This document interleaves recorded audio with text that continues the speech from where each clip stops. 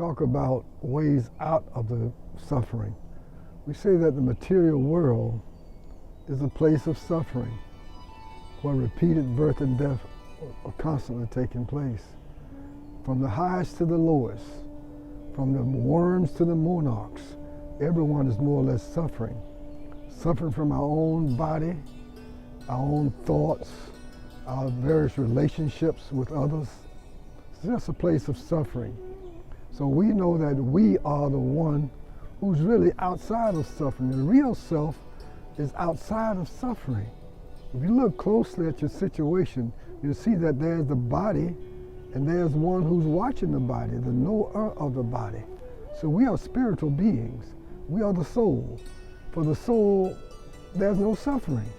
But we'll tangle up. Somehow or other we've gotten tangled up into thinking we're this material body. As a result, we're subject to the pains and the other sufferings of the material body. So how do we get out of this suffering? You know, it's one thing to be caught, say if a person is falling into quicksand. One person might come along and might have a lot of words in their vocabulary and might want to discuss how we fell into the quicksand. What's the nature of the quicksand, the texture of the quicksand, the depth of the quicksand, etc. But being in the quicksand, we want to hear, how can we get out? Not only how can we get out, but are you helping me out of the quicksand?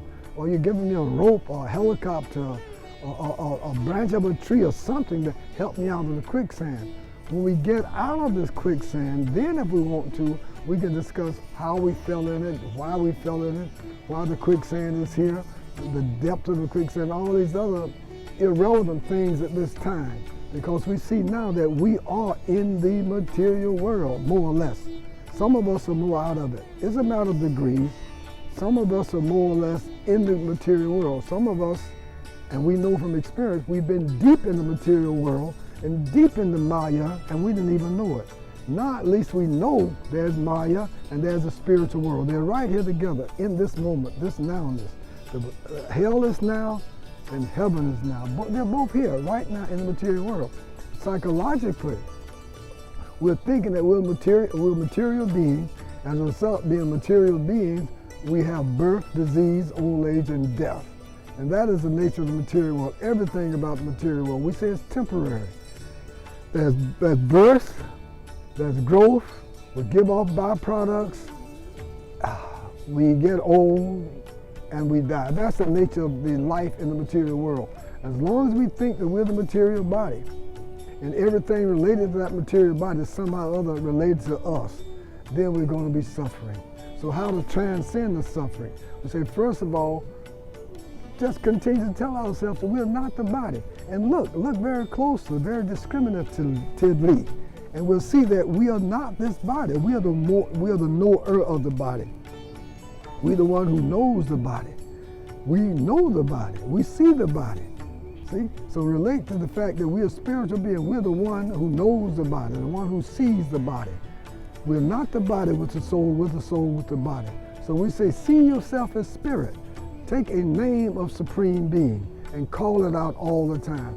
It's like being in an ocean of birth and death. Say we're in an ocean where there are blocks of ice, it's cold water, no other boat can come out to get us.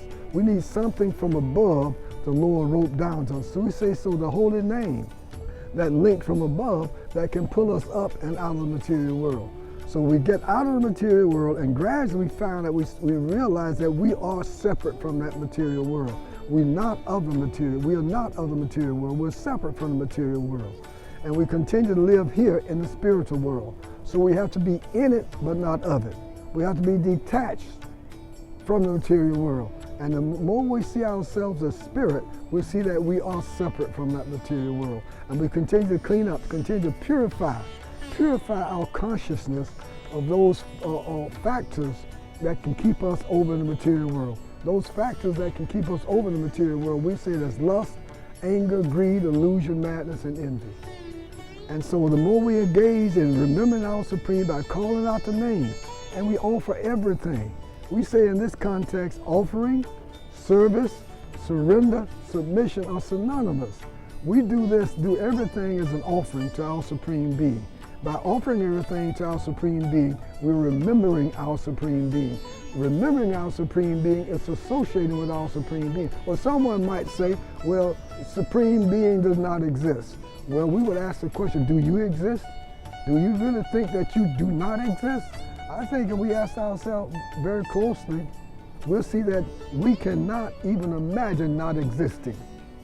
We can't even imagine not existing because the real self, it always exists. The real self is eternal.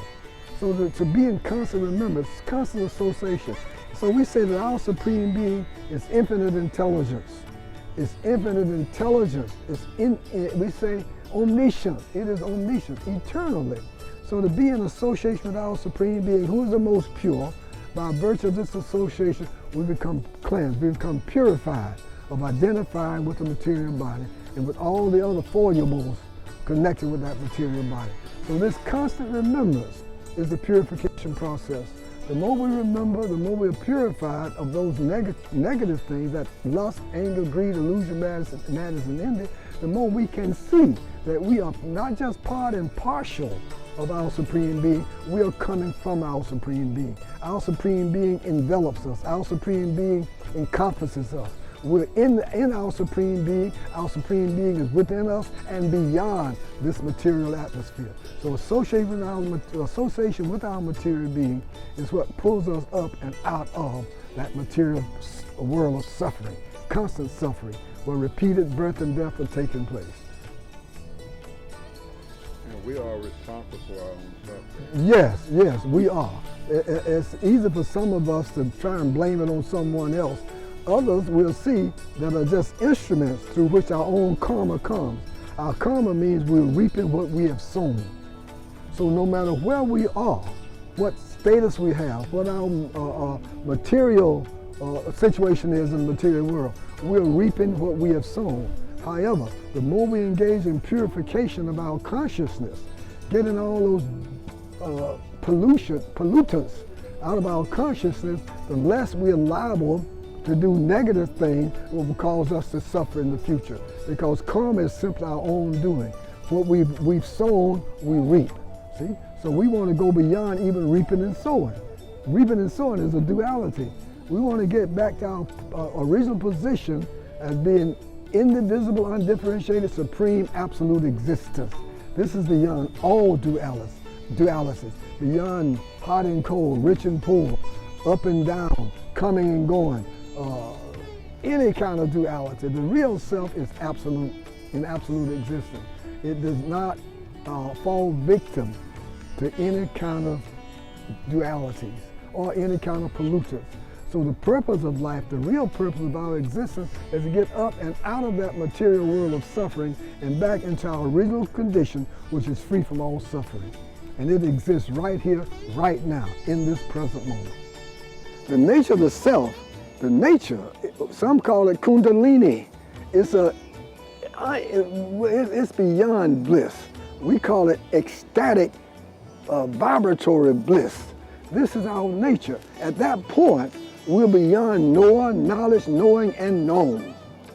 It's beyond Satchitananda. You know, we say Satchitananda, we're talking about that which is eternal, full of unlimited knowledge and bliss, Ananda, bliss. But at the original state, there's a certain level of being here, which we call Kundalini. It's beyond suffering, it's beyond birth and death and rebirth, it's beyond just bliss. From our little experience we've had of it, we say it's ecstatic, vibratory bliss. And now we can understand why those that we've read about and studied about, who've had a little taste of this, can renounce the material world. So the more we really experience the nature of the self, the easier it is to come on out of that material existence, to continue to clean up and stay detached from that material world and be more patient and more determined to advance spiritually. We're a spiritual being, our supreme being, that Kundalini is spirit. It's beyond description. It's within and beyond everything. And this is why we want to be happy, because our real self is bliss. So we want to be happy. Happiness is the very lowest stage of bliss, because this stage, which we really are, is beyond misery and bliss. Because where we have misery, we have bliss, and vice versa. But the real self is beyond all those kind of dualities, and this is why we want to be happy. So the more we unfold our divine nature by constant remembrance, by our spiritual practice, the more we can experience the bliss of the self, the ecstatic, vibratory bliss of the self.